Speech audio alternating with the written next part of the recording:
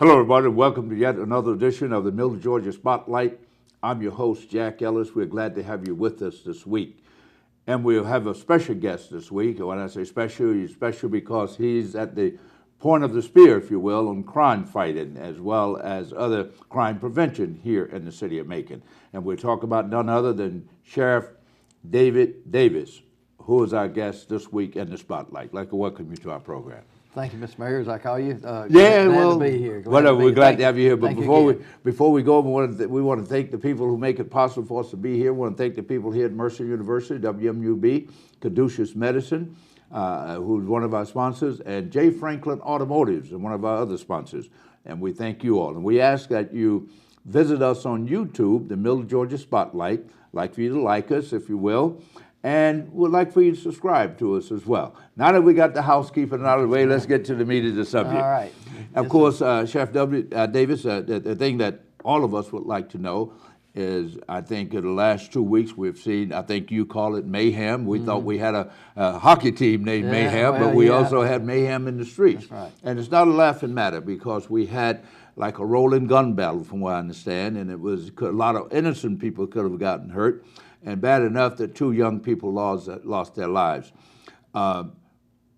Give us what led to this? What your investigation? What has your investigation or your investigators told you? How does this come about? Well, what happened was a group of individuals were having basically a little street party, a little get together in which we hear about those things and people have them, and a lot of times nothing ever happens. But it was a gathering at a street over off of Robinson Road, and somebody came upon the group and started cutting wheelies, burning rubber, as we say, just creating mischief with their car.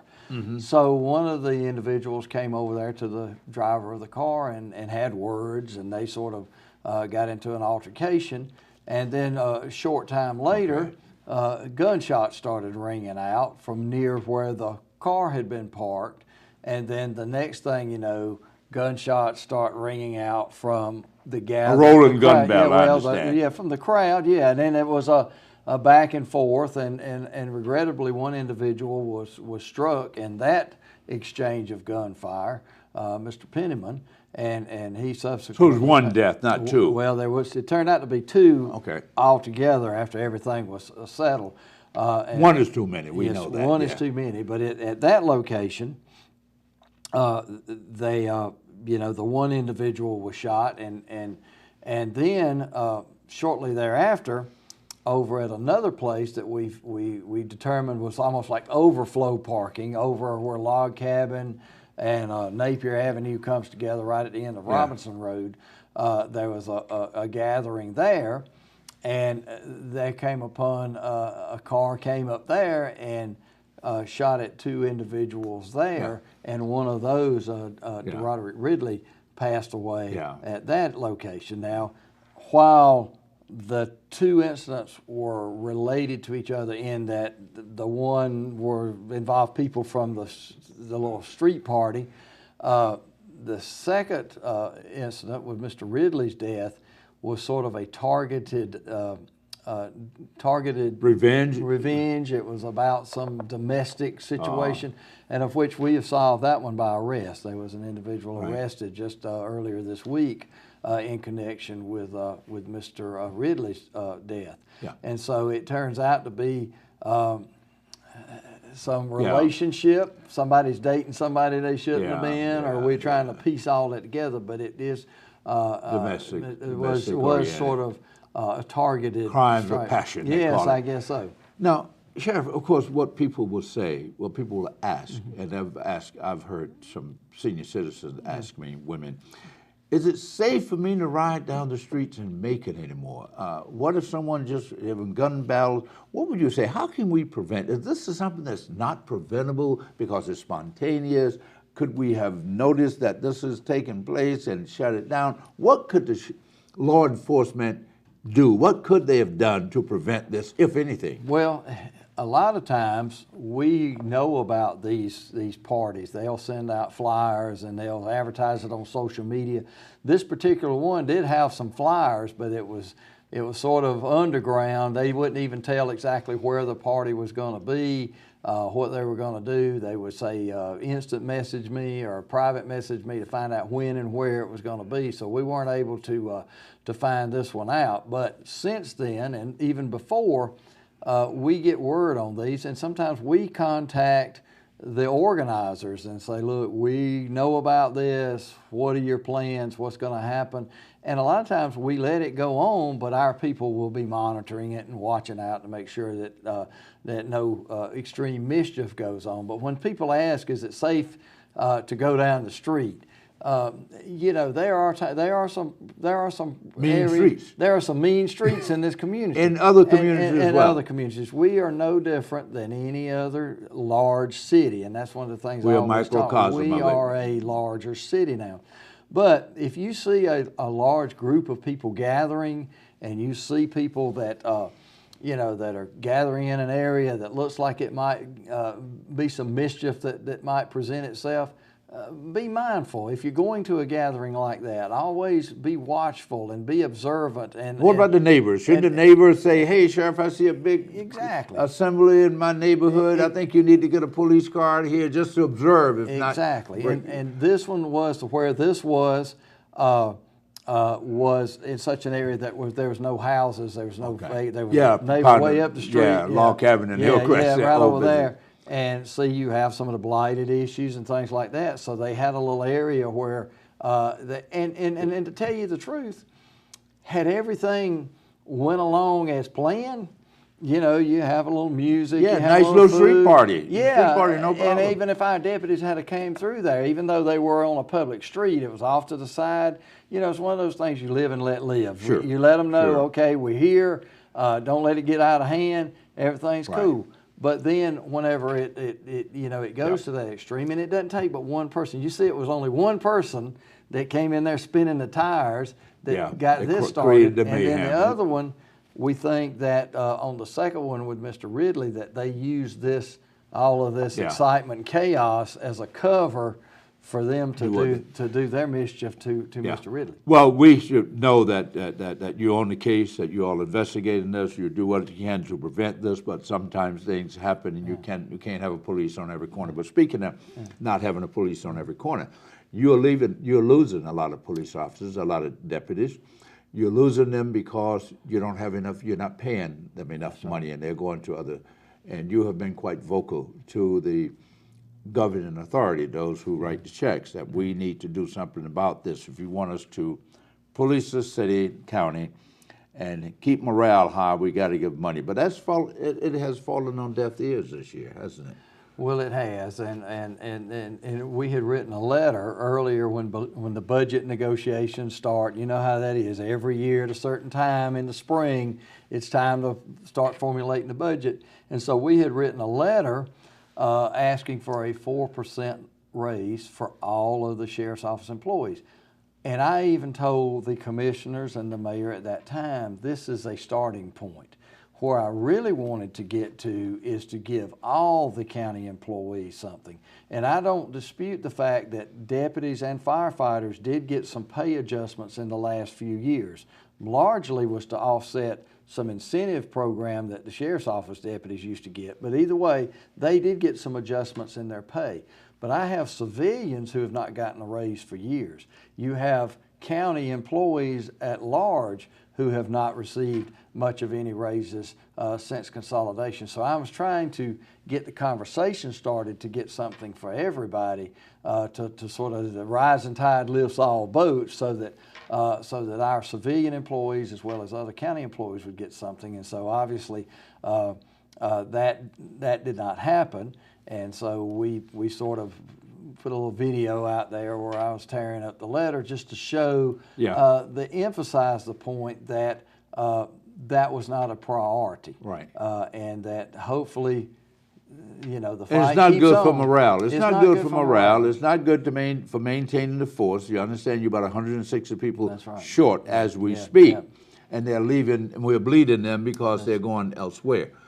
Now, what should the public, what can the public do? Because, see, we on the one hand, we're looking at you, Sheriff, and say, keep us safe, have enough people around, have one on every block. That's what we would like to have. That's what the average citizen would like to be able, when they look out of the house, to see a police officer. We know that's not possible. But on the other hand, people are saying, we're not going to give you the resources that you need to do the job that you have to be. So where does that leave us as a community and leave you as a police force? Well, the things, it's a good question about what the public can help us do. First, obviously, stay involved. Let us know where things are happening. Let us know if something. But they can't fight crime. They can't fight You're crime. not professional. You will do that. I'll never use shortness as a reason that we can't do our jobs. We work in overtime. We have one deputy doing the job of 3 deputies that they're working extra. So we're going to do that. But recruit folks. If you have a young person that you know that wants to get in public service, law enforcement, fire service is having the same issues that we're having as far as losing people. So public service, either law enforcement, certainly law enforcement primarily in my bivouac, but fire service, any of the public service for a young person, it is a great and noble career. So do that. But also, and this is a thing too, that sometimes we may have to ask our citizens to step up just a little bit, because one of the reasons that they said they couldn't give raises or didn't want to give any is because they didn't want to have to raise taxes. And so I don't want my taxes raised, or anybody else doesn't. But sometimes we have to know that you got to pay for safety. That's right. Freedom is not free. Exactly. If you want to feel free, like in the military, they got to raise the budget and buy new stuff, and you have to do likewise. And we have to understand that law enforcement is different. I want everyone to have a pay raise too, and whatever I say sometimes is taken, from a political bent. But as a former military person, and realize that you're running a paramilitary organization, and it's nothing worse on morale on a military person or a paramilitary person as a police officer than his pay and his food. That's right. Those two, you mess with those two, you're messing with some things. So we'll be a penny wise and pound foolish if we don't do some things so that you'll keep the people. I was just reading the paper yesterday where Atlanta just gave their law enforcement officials, their police officers, not everybody in the city, but they gave the police officers a 4% pay raise in the budget that was approved. And see, that's where those metro counties are eating our lunch. When you want to compare an agency of our size, we're over 700 authorized employees at the Bibb County Sheriff's Office. So to find an agency that large, you have to go to around Atlanta. You have to go to the Cobb counties, the DeKalb counties, Fulton, those areas, Henry County, those kinds of larger metropolitan counties, and you will see their starting pay and their pay across the board is substantially higher. That's why we're losing deputies to the surrounding counties somewhat for pay. We're sort of competitive in pay, but the benefits, the stability, many of our people are leaving because of the stability. They don't know from year to year as to whether they're going to keep their benefits, whether they're going to keep their rate of pay, and all of those things. So you have these other agencies, and there's really no margin for us to give to these surrounding agencies as far as pay, because we can't afford to lose any of our ground to have them gain. So you have another agency that says, a smaller agency that says, look, you can come to us, you're not going to lose that much money, maybe $1,000, $1,500 pay. We're stable, we have a pension system here, and oh, by the way, you're only going to do 20% of the amount of work that you're having to do in Bibb County. So see, all of those things taken together is attractive to someone. Yeah, well, we'll probably be in penny wise and pound foolish, because as you just said, overtime, you're working overtime. Yeah. You're losing people, so that means you're paying to train people. Yeah. They get experience, they move on. You got to pay again to train some others.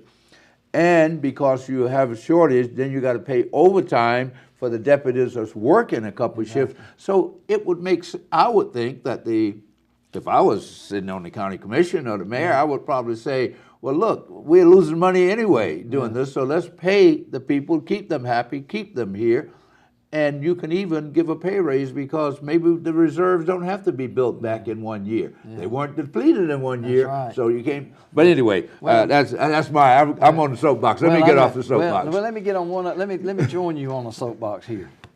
Here is where that you hear from the members of the community. Some members of the community will say, "Well, you know, we're all for you getting a raise, Sheriff. We think the public safety, they deserve more money and all. However, if the commission and the mayor were not spending all of this money on the outside agencies, the museums, the industrial authority, all of these things," and to me, that's sort of a red herring. Yeah. Because they're saying, "Oh, we want you to have this, but for if they would take this other money and change." And it's not enough money in those outside agencies. Well, there's not enough money in the outside agencies. Plus, as I talked about before, we are a larger metropolitan area. Every city, county in Georgia gives money to entities just like what we're doing, to the museums, to the cultural, quality of life issues, things, and recreation, they're important. They're important. The industrial, for business development. So to say to take money away from that is really a red herring in my word. You know, that's going to happen. We are going to give money to those agencies. And if you don't want your taxpayer, and this may be a harsh comment to say, if you do not feel that your tax money should be going to those agencies, it's going there anyway.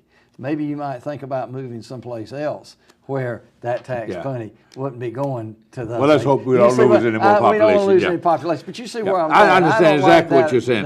But those are politics. So you are, you know, you're a law enforcement official, but you get elected every 4 years as a politician. But I know you try to keep politics out of law enforcement. I've noticed you as much as possible that you just enforce the law, and that's, you know, it's not Republican or Democrat, black or white, just enforce the law equally and equitably across the board. But speaking of in this town, in addition to crime, well, you know, we've had last year, looked like we were almost keeping scores, whether we're going to break a record, like the NBA shooting up, well, we're going to break a record, and that kind of saddened me when I really heard like everybody was pulling for us. There's some people, the newspaper, we have one more to go, and you know, as though we're encouraging people to go out and break a record. But we also have a lot of people dying walking the streets here, pedestrians, and driving too fast, running red lights. We had a young man the other day, head-on collision on Rocket Creek Road. Well, death is a death. You know, he's dead just like the guy with the bullet, the one that got hit by the car. So what are we doing to prevent? I mean, I see a lot of speeding in this town and running red lights. I know you can't put a cop at every red light, but maybe we'll do cameras or something. But we have a lot of accidents happening here because people are driving foolish. You're right. And our traffic unit hits the hot spots of where we have a number of accidents. The Pedestrian Safety Review Board, you know, Commissioner Lane Lucas helped start that, and it comes up with some ideas, has some grant money to get word out to people about pedestrian safety. There have been crosswalks that have been installed as a result of some of the work of that group. So there's a lot of things, but I think we living in the 2-minute world. Everybody's got to get somewhere quick. They're thinking about something else. They're in the phone. You know, you have people who are walking not paying attention. You have people driving not paying attention. So get in the game. If you're driving, know where you're at, know what you're supposed to be doing, obey the speed limits, those kinds of things. We stay so preoccupied with so much other things that it's hard for us to concentrate on the thing that's right in front of us, to drive, to make sure. So our people are looking. We have a state patrol that comes in and helps us with traffic enforcement. And as we say, I don't care if I had 2,000 deputies, it's hard to put one on every street that there's somebody speeding on. And we do issue a lot of citations. The camera approach is something we're looking at. The General Assembly legislature changed the law to where we can do speed detection, speed cameras in school zones, and we're exploring that. There are many vendors that provide that, and then there's cost sharing as to how the fine money gets distributed. So we're looking at that, and I would say probably within the next year or two, we will probably see some of these speed cameras in some school zones. Yeah. So that is one step forward. And Yeah. then some of the commissioners have been a little bit reluctant to put speed cameras and stop sign cameras up in areas, and I'm sort of have some concerns about that too, because the speed camera. They find out they put speed cameras up, you have a lot of rear-ender accidents. Yeah. People see it and think that... It's these red lights that I'm noticing that people are running, jumping these red lights. And see the red light cameras, but I'm not opposed to any of it if it is implemented with some reason and put in some of the hot spots. And we know where some of those places are where people are running the red lights and doing some of the speeding. So those are some options that we certainly are open to explore. But I do know that we really are looking at the school zone speed cameras. Well, before we finish, I definitely want to talk to you about cannabis. Now, Yes. of course, you're the one that will have to enforce it. We had a law passed recently, that ordinance, and an ordinance, which is a law locally, says that if you get caught with less than an ounce, you're only going to fine $75. But I understand that you haven't been making this a priority to go and arresting people with a joint, whatever they call it, a cigarette of marijuana. That's not one of your priorities, is it? We have a lot of things that as we've just talked about, the violence, the speeding, all of this, that if our people come upon someone who has less than an ounce of marijuana, if they're not trying to sell it to others and they have it for personal use, a lot of times they'll take it and send them on their way, or either issue a citation. But before now, even that citation went to state court and was a misdemeanor, which had I think it was over $1,000 fine. Mm-hmm. It had some probation that went to it, and then even possibly some jail time. So now with the measure that's in place now, it makes it more of a civil penalty, a $75 fine. I don't think it goes against any type of criminal record or anything like that. And so it's issued on citation, and our officers, it really doesn't change what they've been doing in the past. It may change where the citation goes into which court. And so our folks have been instructed to send them to municipal court to write for the lesser of the penalties and handle it that way. So that's been something, society is evolving when it comes to cannabis and marijuana and all of that. Are they ever? And so that's where we're at. Well, getting back to pay, last week the DA had a big front page article.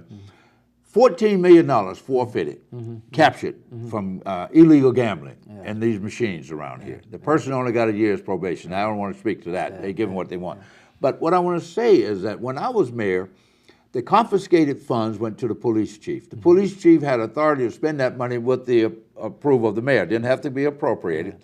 And whatever he captured, confiscated, went into a special fund. And he said, I want to do this, I want to use confiscated fund. I signed off, he went and spent money, what he wanted to do. Now, this $14 million, where does that money go? Do you get any of it? Why don't you give you some of that money, go back into law enforcement? Because it's a law enforcement issue. Well, in some of these past settlements, we have received some of the funds, not millions of dollars, I can tell you. But who makes that decision? Who gets what? Well, typically it is determined on a percentage basis by the DA gets a certain percentage of it. There is an attorney. There are some people that they have contracted with that help them to reach these settlements. They get a percentage of it, and then each of the agencies that were involved in the investigation get some of it. The Bibb County Sheriff's Office wasn't that much involved in this particular. But the money came from this jurisdiction, a lot of it. A lot of it did come from this jurisdiction, but a lot of it came all the way up.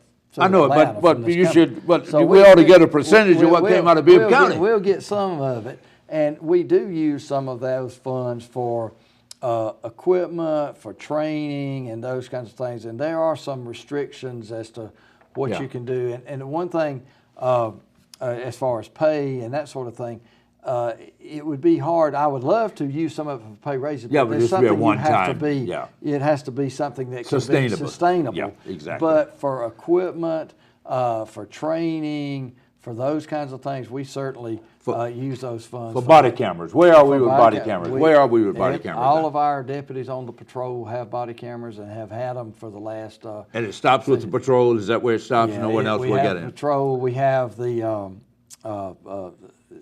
patrol units have them, and we've looked at it. For some of our other entities do have them, like SWAT, and for some of their tactical purposes. But it's hard to put a body camera on an undercover person when they're doing a buy or that sort of thing. But I will tell you what we have found on a lot of the body cameras is it basically substantiates what has happened with the deputy. But we're seeing this all across the country. The body camera only shows a certain view, just right in front. Yeah. If the body camera view was the view to see everything, all TV shows and movies would be shot first person from that perspective.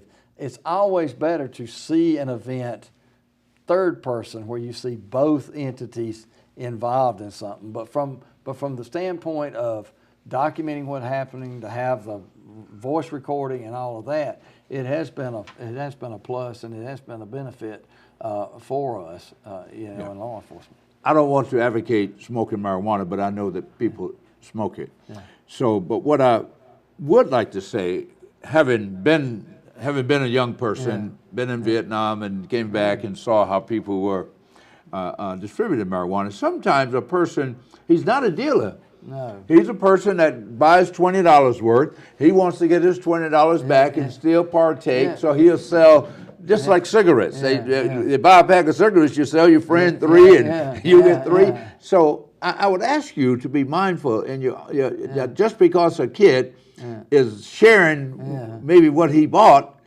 he's not necessarily a drug dealer. Well, I understand that, and we take each circumstances on its merits. Good. And if they got a whole, if they got a table full and they're breaking it up into bags, that's different. Then that's different. Entirely but different I thing. can understand that you're sort of making up your little bit of investment. Exactly. So each case is taken on its merits, and the cases that we make are large scale. I'm talking pounds of marijuana being distributed and that sort of thing. So it's all about discretion. That is one thing the law gives us, is that discretion to look at the totality of the circumstances, because you're very right. You have a young person in college, high school, even whatever. They have a whole career or a whole life ahead of them, and you have some youthful indiscretion that messes with them and could ruin them for the rest of their life. We use that same analogy in gangs. And I've heard you say this many times. Not everybody that's in a gang is a criminal. Exactly. And not everybody that's in gangs are doing criminal things. People get into gangs to belong. Just run with the little crowd. I was in one. That's right. You could call me a gang, but we was 3 or 4 guys running together, do mischief. We weren't robbing, but we would do mischief sometimes, steal hubcaps or whatever. Exactly. Well, whatever. So see, and that's the first question we always get when we have violence. This Death Valley thing. Oh, is that a gang thing? No. There were people. We were looking at the video, and our gang unit was saying, well, he's in this gang, he's in that gang. You had people from different gangs all ganged there together. Exactly. So you have to get to the root of what the real issues is. Well, Sheriff, I thank you so much for coming. You have a tremendous job, that you're doing a tremendous job, and you have an awesome job to do, and we appreciate you keeping us safe, and we hope you get the money, the resources that you need. I will advocate wherever I can to make sure that people get paid, and you enforce the law, keep us as safe as you can. And we thank you very much for joining us. Thank you. It's an honor to serve. Yeah. It's an honor to serve. We've been speaking with Sheriff David Davis, who is the Sheriff of Macon, Bibb County Sheriff. And he has some challenges, but he's soldiering right through. We want to thank you all for joining us. Thanks, Sheriff Davis, for being here. Until next week, I'm your host, Jack Ellis. So long, everybody.